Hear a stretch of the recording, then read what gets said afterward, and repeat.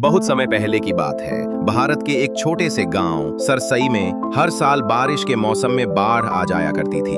गांव के लोग इस बाढ़ को प्राकृतिक आपदा मानकर सहते रहते थे, लेकिन एक साल की बाढ़ कुछ अलग थी। इस बार पानी बहुत तेजी से बढ़ा और गांव के बीचों बीच एक बड़ा तालाब बन गया। लोगों ने देखा कि उस तालाब का पानी नीला और चमकदार था, जैसे उसमें कोई जादू हो। एक दिन गांव का एक साहसी बच्चा दीपू, जो हमेशा कुछ न कुछ नया खोजता रहता था, तालाब के किनारे खेल रहा था। अचानक पानी में से एक मधुर संगीत की आवाज आई। दीपू चौंक गया और ध्यान से देखने लगा। तभी उसने देखा एक सुंदर जलपरी पानी से बाहर आई। उसके बाल मोती जैसे सफेद, आंखें नीले आसमान सी और पूंछ चांदी की तरह चमकदार थी। जलपरी ने दीपू से कहा, मैं इस बाढ़ के साथ आई हूँ। मेरा नाम नीरा है। मैं सागर की जलपरी हूँ, लेकिन एक जादुई तूफान ने मुझे यहाँ लापटका।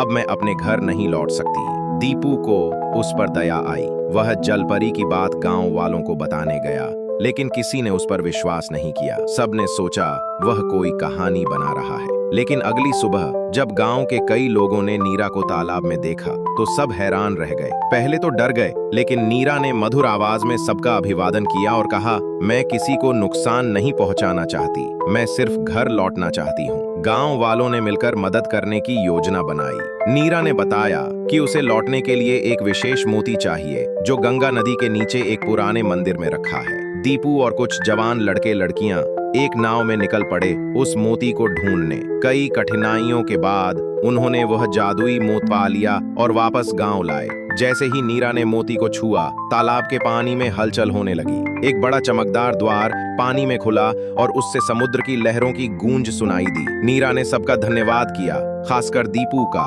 और कहा, तुम सबने दिखाया कि इंसानियत और दया अभी भी जिंदा है। फिर वह चमकते हुए द्वार से होकर समुद्र लौट गई। बाढ़ का पानी धीरे धीरे उतर गया और गांव फिर से हरा भरा हो गया। लेकिन उस तालाब का पानी अब भी नीला और जादुई था। और गांव वाले कहते हैं कि अगर आप ध्यान से सुने तो आज भी नीरा